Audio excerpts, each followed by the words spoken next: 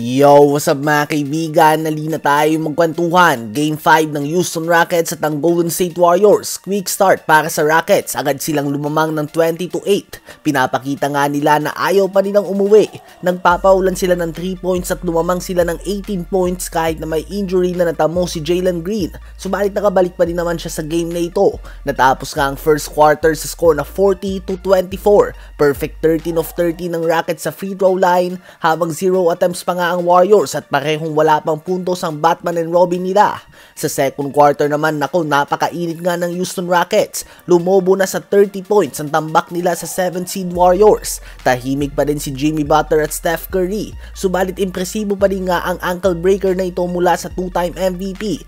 Kahit na nagtala ng 11 points si Curry sa quarter na ito, natapos pa din nga ang first half sa score na 76-49. 27-point lead para sa second seed Rockets. 19 points na si Fred VanVleet, 12 points, 6 rebounds and 8 assists si Sengun at 11 points and 5 steals si Amen Thompson. Ang Rockets nga ay 69% sa field at 60% naman sa 3-point line, habang ang Warriors naman ay 35% lamang sa field at pati na din sa 3-point line. Sa second half naman ay walang pinanggaiba, kaya naman 6-minute mark pa lamang ng third quarter ay itinaas na ni Steve Kerr ang puting bandila at nilabas na ang kanyang buong starting 5. Sumuko na nga kagad ang Warriors sa game na ito upang makapagpahinga na din ang kanilang main players at makapaghanda para sa game 6 na gagawin na sa home court ng Warriors. Huge credit nga sa Young Rockets team na ito na hindi sumuko at pinagpatuloy ang laban. Sa palagay nyo ba ay aabot pa ito sa game 7 o tatapusin na ito ng Warriors sa game 6? Ngayon ay tumungo naman tayo sa Cleveland Cavaliers. Ang team na ito tulad ng OKC Thunder ay minamaliit pa din nga ng media at ng mga fans kahit na sila ang clear number 1 sa kanilang respective conference.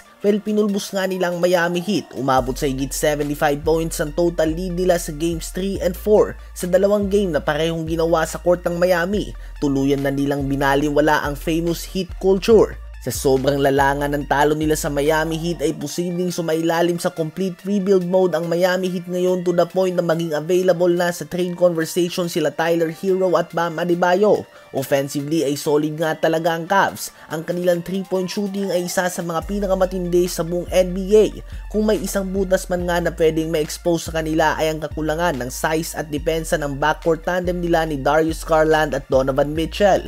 Subalit ang kagandahan lang nga sa lineup na meron ng Cavs ngayon ay kung maiwan man nga ang perimeter defense si Darius Garland at Donovan Mitchell ay nakabang na sa pinta si Jarrett Allen at ang 2025 Defensive Player of the Year winner Evan Mobley. At minsan nga ay pinapain pa ito nila Mitchell patungo sa kanilang big man.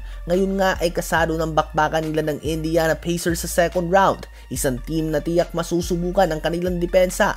Sino ba sa palagay nyo sa dalawang team na ito ang magwawagi and in how many games?